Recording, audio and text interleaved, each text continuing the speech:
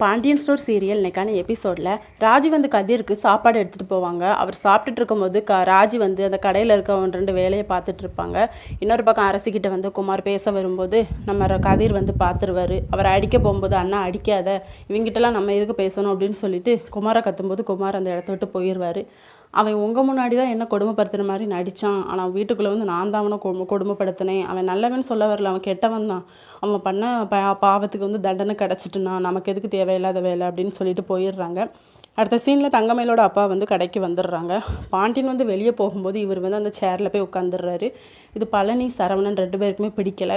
சொல்லி பார்க்குறாங்க மறைமுகமாக, ஆனால் அவர் வந்து அதுக்கு புரியாத மாதிரியே தான் இருக்கார். சரி என்னன்னு இருந்துட்டு போட்டு அப்படின்னு சொல்லி பார்த்தா கல்லாவளையும் தொடுறாரு. அந்த வேலையெல்லாம் நான் பார்த்துக்கிறேன் அப்படின்னு சொல்லி சரவணன் சொல்லும்போது, அதெல்லாம் ஒன்றும் இல்லை மாப்பிள்ள, நீங்கள் என்ன வேலையெல்லாம் பார்ப்பீங்க அப்படின்னு சொல்லிட்டு அந்த பணத்தில் இருந்து ஒரு நோட்டையும் எடுத்துடுறாரு. இது வந்து சரவணனுக்கு தெரியாது. இதோட இன்னைக்கான எபிசோட் முடியுது.